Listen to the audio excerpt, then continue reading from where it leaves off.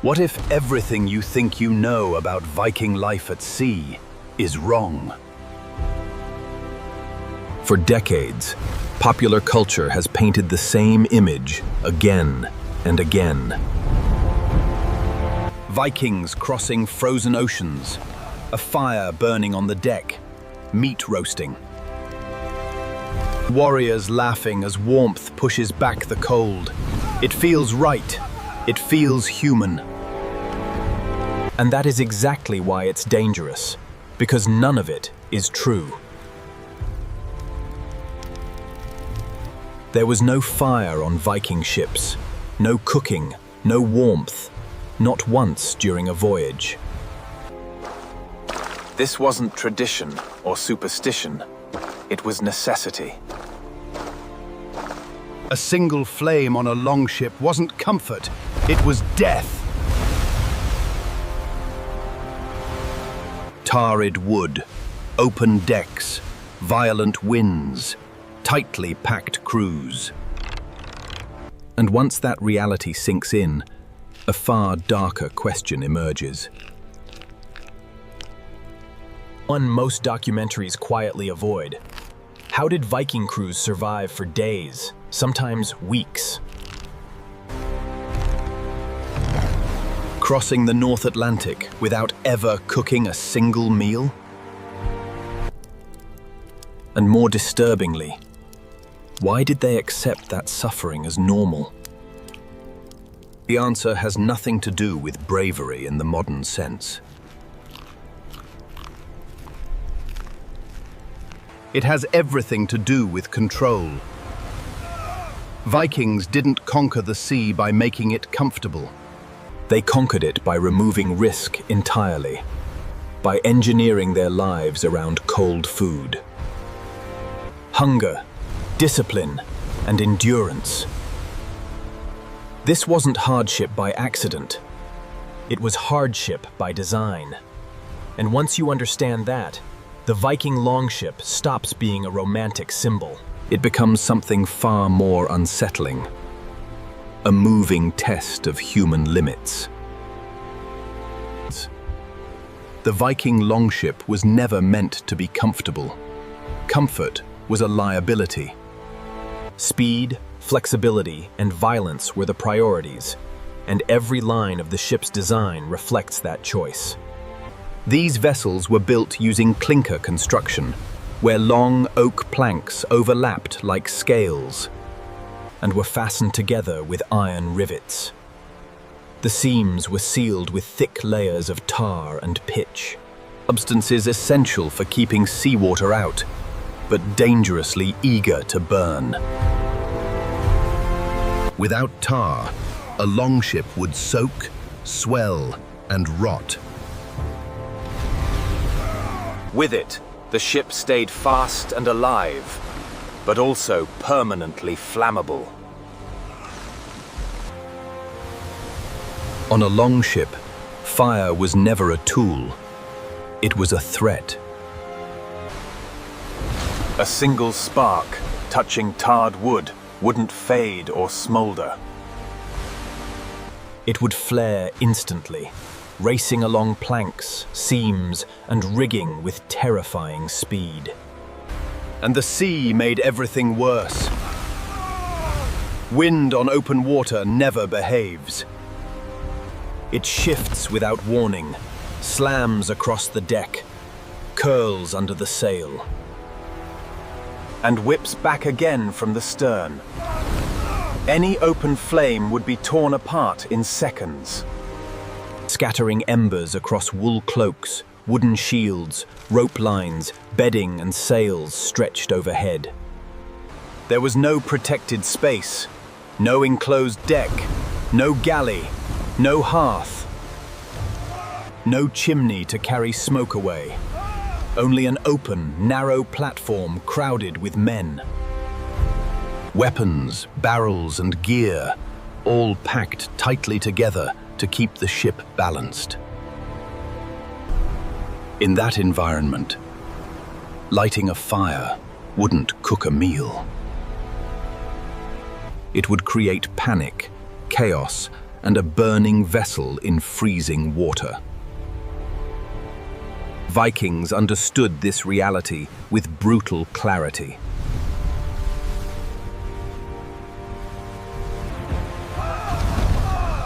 They weren't reckless adventurers gambling with fate.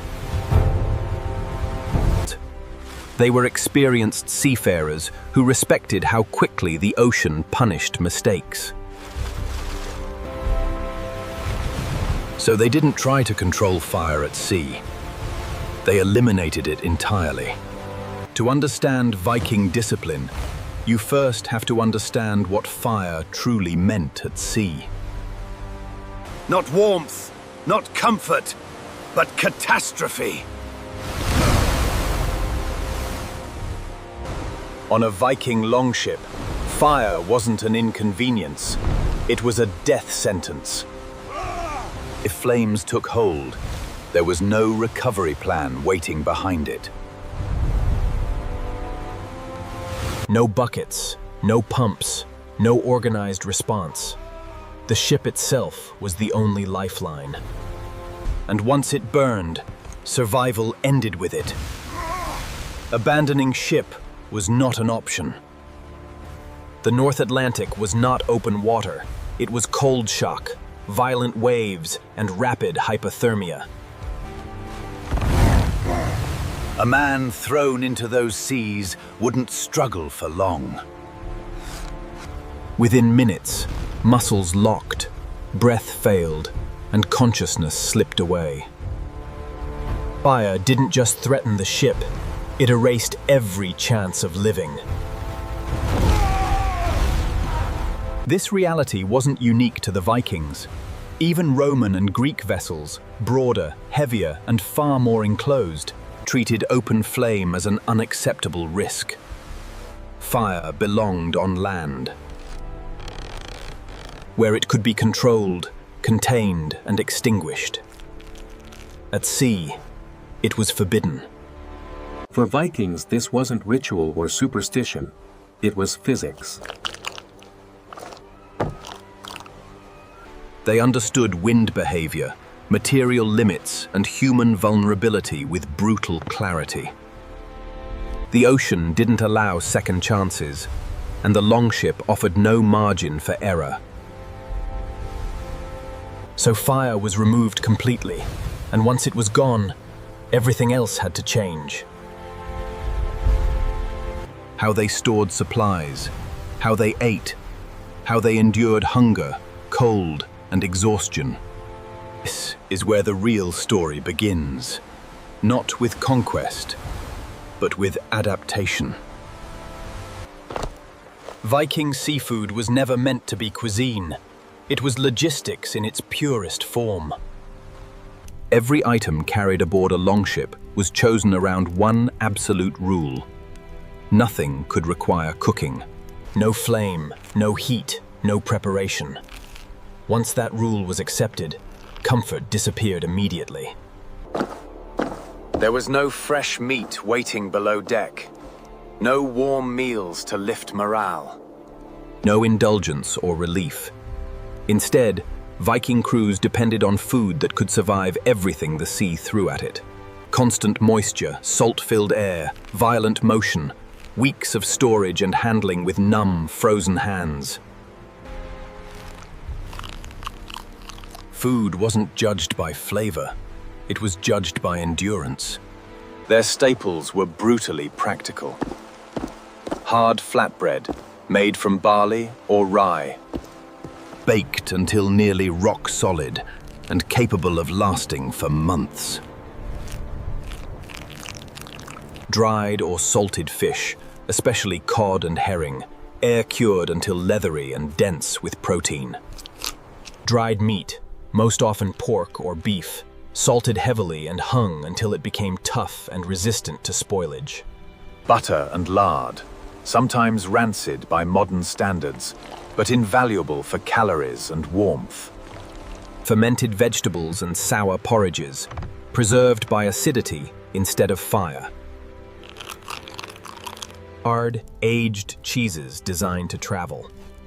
Ale or buttermilk, safer to drink than untreated water, and easier to preserve.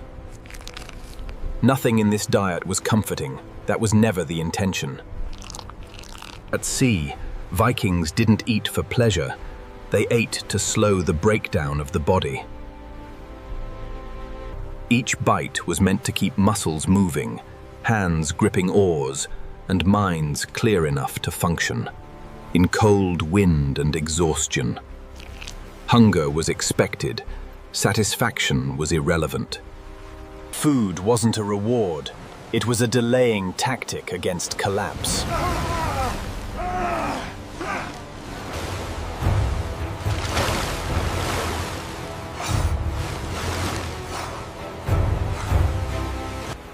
Meals on a Viking longship never happened at a table. There was no pause, no gathering, no moment set aside for eating. They happened while rowing. A longship functioned in constant motion, divided into shifts. Half the crew pulled the oars, muscles burning and lungs fighting the cold air. The other half rested briefly, cramped between benches, before rotating back into the rhythm. Food moved through the ship quickly, hand to hand, in simple wooden bowls with wooden spoons and personal knives. No plates, no fire, no ceremony. The deck was always wet. Salt spray soaked clothing. The ship rolled and pitched without warning. Anything dropped, bread, fish, a spoon, was gone instantly, swallowed by the sea. There was no replacing it. Eating wasn't an experience, it was a task. Men lost weight rapidly as the days passed. Muscles weakened, energy thinned. Hunger stopped being a sensation and became a constant background pressure.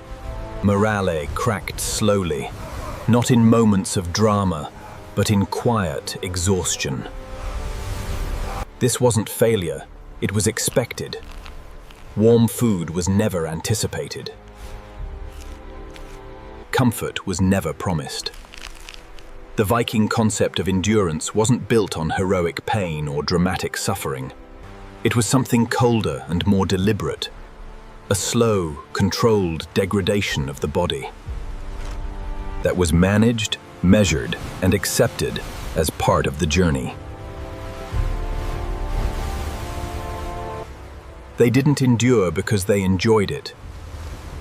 They endured because they had prepared to.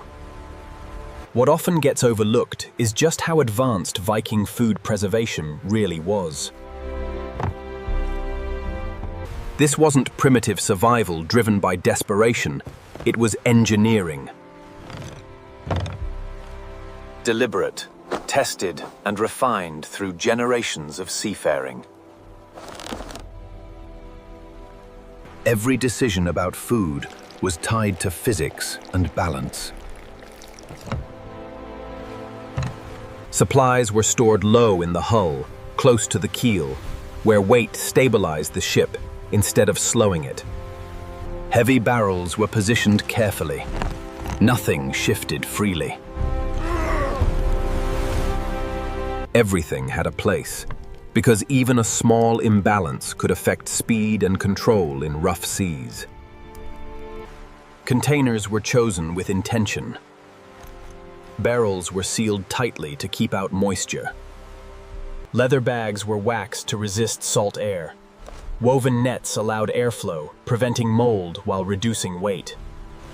Wooden boxes were carved to fit specific foods, minimizing wasted space and movement. Salt preserved meat and fish, but it created another problem: thirst.